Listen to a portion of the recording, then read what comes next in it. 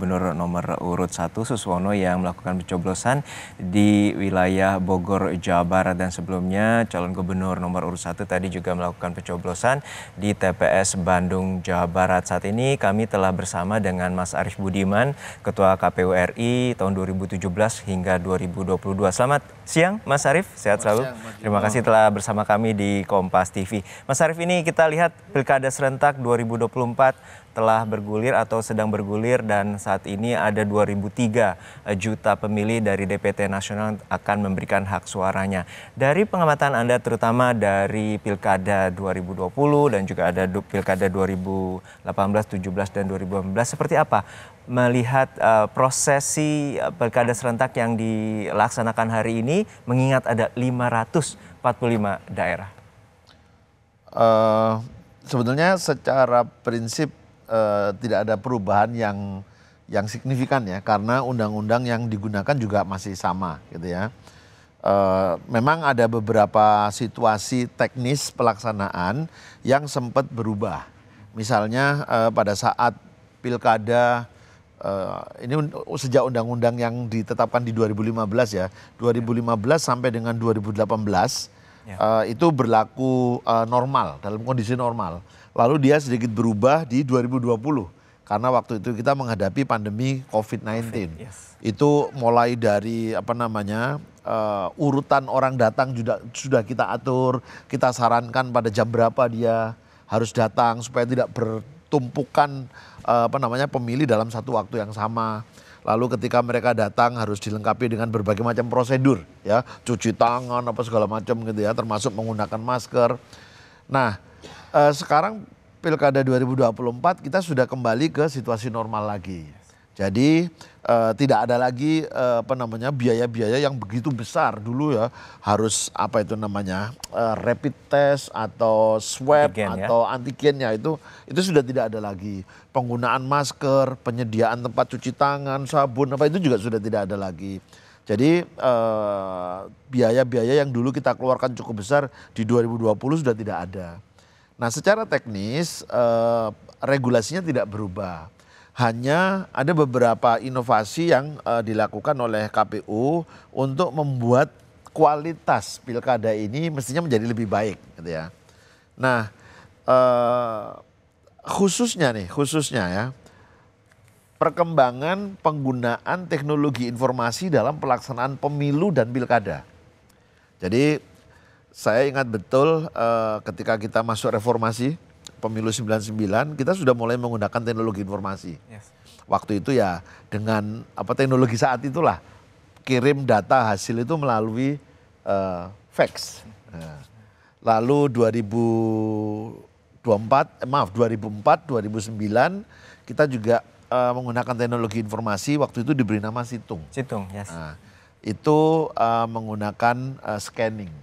Lalu 2014 dan 2019, nah saya waktu itu sudah ada di KPU RI ya, untuk penyelenggaraan pemilu 2014 dan 2019. Karena Mas dari tahun 2012 ya sebagai anggota KPU ya.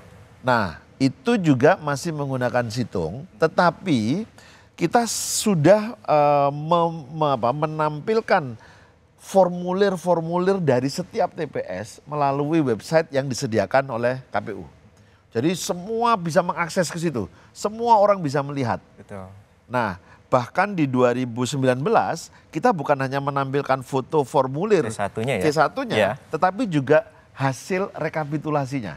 Jadi misalnya di TPS nomor 1 hasilnya ini, TPS nomor 2 hasilnya ini, itu sudah langsung direkapitulasi. Dan publik bisa melihat itu, hasil per TPS, hasil per kecamatan, hasil per kabupaten kota, bisa langsung dilihat. Nah, itu ada beberapa catatan dari publik kan, waduh, karena itu masih di-input secara manual, ada beberapa human error ya, yang mengalami kesalahan dalam menginput data. Yang kemudian kita sempurnakan, kita revisi, kita melakukan perbaikan sebagaimana ketentuan yang berlaku. Nah, pengalaman di 2019 kita gunakan untuk memperbaiki pelaksanaan Pilkada 2020. Nah, ini untuk pertama kalinya di dalam pilkada kita menggunakan Sirekap, sistem informasi rekapitulasi. Jadi tidak lagi sekedar sistem informasi penghitungan. Jadi kalau di dalam pemilu itu di TPS setelah kita mencoblos itu lalu dihitung. Setelah dihitung lalu direkap di kecamatan. Nah seterusnya itu namanya rekapitulasi. Nah kita tidak hanya menampilkan hasil penghitungan tetapi juga hasil rekapitulasi. Ya. Itu di Pilkada 2020. Nah sekarang Pilkada 2024 namanya masih Sirekap. Sistem Informasi Elektronik Rekapitulasi. Gitu ya. Nah mestinya pada saat rekapitulasi dilakukan ya, data sudah dikirimkan ke pusat data, mestinya kita bisa mengetahui perkembangan hasil rekapitulasi. Misalnya begini, di sebuah kecamatan, karena rekapitulasi itu dilakukannya di kecamatan, misalnya di sebuah kecamatan terdapat 500 TPS, gitu kan? Maka hasil dari TPS 1 dikirim. Sekarang sudah tidak lagi pakai scanning, bukan ya, scanning, tapi ya. Pakai potret. Foto ya? Foto. Yes. Nah itu sejak Pilkada 2020. Itu sudah pakai foto, langsung kirim ke pusat data, lalu dia akan melakukan rekapitulasi secara elektronik. Sejak Pilkada 2020. Nah hari ini itu juga kalau saya baca di regulasinya KPU ya, itu juga masih dilakukan. Di foto, terus hasilnya dikirim ke pusat data, tetapi kalau saya tidak tahu ya nanti setelah pukul 1 siang kita akan lihat apakah ditampilkan secara elektronik hasil rekapitulasinya atau tidak. Nah, tapi sekilas saya lihat, saya baca di regulasinya, hasil rekapitulasinya itu sepertinya tidak akan ditampilkan real time. Jadi TPS 1 masuk, misalnya angkanya 10, lalu TPS 2 masuk, angkanya 30. Mestinya di hasil rekapitulasi akan terlihat 10 plus 30, 40. Lalu TPS 3, 25, mestinya langsung masuk 65. Yes. Nah, apakah real time hasil rekapitulasi itu nanti akan ditampilkan atau tidak? Kita belum tahu. Nah, kita nanti lihat ya. Siang nanti ya. Ya. Tapi kalau saya lihat di regulasi mereka, sepertinya mereka tidak menampilkan itu, tetapi nanti setelah kecamatan selesai melakukan rekapitulasi, nah itu kan dituangkan dalam formulir C rekap, maaf bukan formulir C. Kalau di kecamatan itu formulir D, ya. Formulir C, formulir D, DB, dan DC. Nah nanti di pusat, karena ini hanya sampai provinsi, dan berarti nanti sampai DC aja ya. Nah di formulir D, hasil rekapitulasi kecamatan, itulah yang rencananya nanti dipublikasikan. Jadi kita nggak ngerti real time perkembangan perolehan suaranya, tetapi hasil akhirnya yang kemudian akan muncul untuk ditampilkan. Nah berarti publik, bagaimana publik bisa tahu? Haruskah dia menunggu sampai dengan selesainya rekapitulasi di kecamatan oleh PPK? Atau sebetulnya setiap saat setelah seluruh TPS itu selesai melakukan penghitungan, kemudian selesai juga mengirim upload foto itu, sudah tahu juga kita hasil rekapitulasinya. Ini kita belum tahu nanti ya. Okay. Nah, tapi untuk si rekap sendiri kan kemarin di Pilpres dan juga Pileg ada kekurangan gitu ya dalam bahasanya. Nah, kemudian juga ada evaluasinya seperti apa? Kemungkinan kekurangan itu dapat diminimalisir di Pilkada serentak kali ini. Nah, saya meyakini ya, sistem itu dari pemilu ke pemilu selalu diperbaiki. Okay. Ya. Termasuk di pemilu 2024 kemarin, Pileg Pilpres. Ya. Memang ada banyak, saya nggak tahu menyimpulkan apakah ini banyak atau beberapa atau sebagian gitu ya. Tetapi memang ada kesalahan-kesalahan soal angka. Ya, baik itu kesalahan pada saat penghitungan maupun pada saat rekapitulasi. Ya. Lalu menyebabkan gejolak gitu ya, yang loh ini kok awalnya menang ini jadi kalah segala macam, itu harusnya ya itu yang diperbaiki gitu loh, bukan kemudian menghilangkan informasi cepat yang harusnya bisa didapat oleh publik. Tadi Mas Arief sebutkan. Karena publik saya yakin memantau terus ya. Iya, sangat membutuhkan informasi itu gitu. Nah, salah satu hal penting di dalam penyelenggaraan pemilu maupun pemilihan kepala daerah adalah transparansi. Yes. Jujur, adil, dan transparan. Yang bisa mendukung proses transparansi itu berjalan dengan baik adalah penggunaan teknologi informasi. Nah, kalau teknologi informasi yang digunakan itu kemudian tidak mendukung proses transparansi, nah ini agak mundur gitu ya. Kami sudah pernah melakukan di 2014, pemilu 2014 itu hanya menampilkan foto form hasil C1. Waktu itu namanya C1 bukan C hasil gitu ya. Yeah. Form C1 itu di web kami.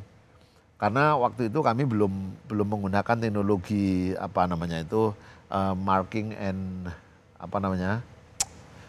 yang bisa langsung merekap secara elektronik. Kita belum menggunakan itu. Manual foto gitu. Ya. Nah, hari ini kalau yang ditampilkan hanya foto di TPS saja, itu artinya kita mundur ke belakang lagi. Gitu. Harusnya teknologi sudah makin maju, masyarakat sudah makin mudah cari informasi, hanya dengan klik sana klik sini sudah dapat informasi. Kalau belum dapat, ini kadar transparansinya perlu dipertanyakan. Ya, walaupun kita masih menunggu ya proses hingga siang hari nanti gimana sistem Sirekap ini mampu dapat dilakukan. Yang masih sedikit tertinggal karena fiskalnya belum mandiri. Luasnya itu 30 kali lipat luas Tangerang. Jadi memang butuh pemerintah pusat dan pemerintah provinsi.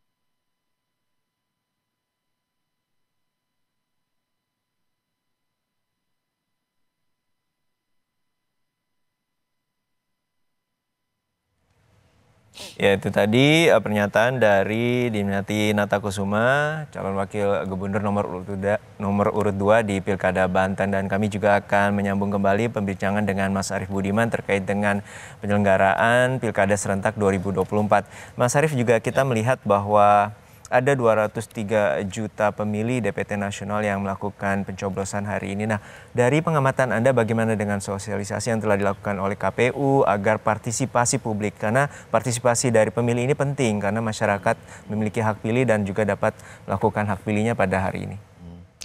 Ya, tentu kita berharap partisipasi tetap tinggi ya. Selama ini kalau kita pasang target itu 77,5% partisipasi pemilih. Di beberapa tempat kemarin bahkan di atas 80%. Ya, di pemilu terakhir kemarin juga gitu ya. Nah, mudah-mudahan Pilkada 2024 juga sekurang-kurangnya di atas 77, masih lebih tinggi dari 77,5% gitu ya. Nah, sampai hari ini kita belum melihat ada hal-hal yang menjadi penghalang atau hambatan di dalam proses pelaksanaan pilkada. Kita lihat belum ada laporan misalnya petugas yang mengalami kesulitan, kerumitan, sakit misalnya. Kita belum melihat ada laporan-laporan itu. Kemudian logistiknya juga begitu. Ya. Saya dari pagi sampai siang ini setidaknya belum mendengar ada laporan logistiknya kurang, logistiknya rusak, terbakar, hilang dan segala macam juga belum terlihat ya. Mudah-mudahan ini laporan dari teman-teman media yang ada di daerah ini juga menjadi penting supaya KPU RI kalau harus mengambil kebijakan dia bisa melakukannya secara cepat. Mudah-mudahan tidak ada kendala sih, mudah-mudahan. Ya, kita apresiasi bagaimana KPU juga memastikan bahwa logistik dan juga untuk TPS di 435.000 TPS yang saat ini melakukan pilkada serentak juga dapat dilakukan. Dan kita juga akan terus memantau bagaimana juga ada wilayah-wilayah yang saat ini sedang terdampak bencana dan wilayah dari TPS tersebut juga melakukan mitigasi. Nah, selebihnya untuk terkait dengan logistik tadi, kepastian dan juga kemudian untuk terkait dengan warga bisa dilakukan.